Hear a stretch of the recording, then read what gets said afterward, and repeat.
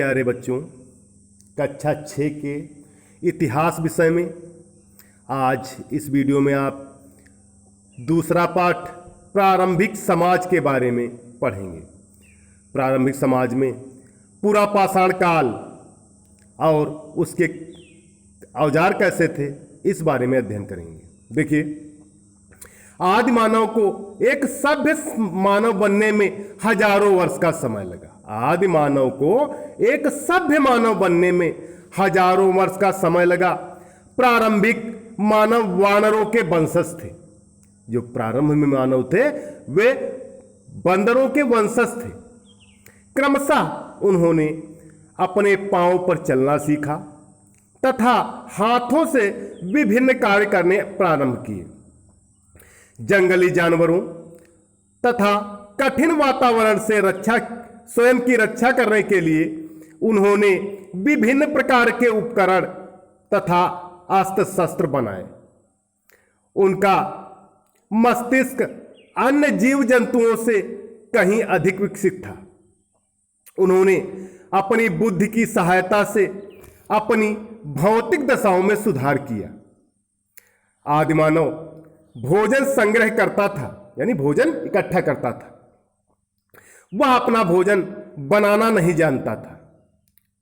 वह समूहों में भोजन तथा सुरक्षा की खोज में इधर उधर भटकता रहता था। एक समूह में प्रायः कुछ पुरुष, स्त्रियां तथा बच्चे होते थे जो अपनी सुरक्षा तथा उत्तम जीविका के लिए एक साथ रहते थे। मानव विकास के अनेक चरणों से होकर गुजरा है। मानव विकास के अनेक चरणों से होकर गुजरा है, जिसे उसके उपकरणों तथा हथियारों के माध्यम से जाना जाता है। इतिहास के उस भाग को पाषाण काल कहा जाता है जब मनुष्य अपने दैनिक जीवन में पत्थर निर्मित औजारों, यानी पत्थर से बने हुए औजारों और हथियारों का प्रयोग करता था। पाषाण काल को निम्नलिखित 3 भागों में बांटा जा सकता है। नंबर 1 पूरा पाषाण काल, नंबर 2 मध्य पाषाण काल और नंबर 3 नव पाषाण काल और ताम्र युग। तो देखिए, पूरा पाषाण काल। पूरा पाषाण काल की अवधि बहुत लंबी थी। इस युग का प्रारंभ लगभग 5 लाख ईसा पूर्व में हुआ था।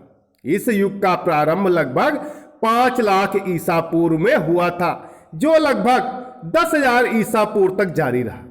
जो लगभग 10,000 ईसा पूर्व तक जारी रहा।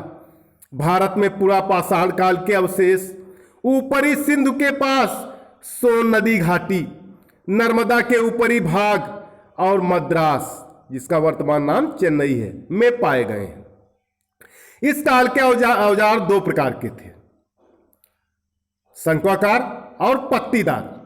तो देखिए, शंक्वाकार औजार, ये औजार प्रायः अंडाकार या नाशपाती के आकार वाले तथा सिरे पर तीखे थे। ये बहुत भारी होते थे तथा वृक्षों को काटने, जमीन को खोदने और लकड़ी को डंडों का आकार देने के काम में आते थे। दूसरे थे पत्तीदार औजार। ये औजार प्रायः भारी शंक्वाकार औजार को आराम देते समय बचे शेष टुकड़ों से बनाए जाते थे। इन औजारों को नुकीला करके छोटी कुल्हाड़ी के रूप में प्रयोग किया जाता था।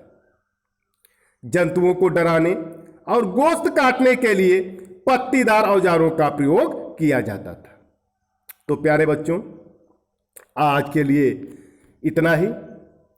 अगले वीडियो में आप पढ़ेंगे अनाज एकत्रित करना, आग की खोज, पूरा पाषाण काल का मानव जीवन कैसा था, पूरा पाषाण काल की कला कैसी थी। इन विषयों में की जानकारी प्राप्त करेंगे। तो सभी बच्चे अपनी भाषा में लिखकर इसे ग्रुप पर डालें।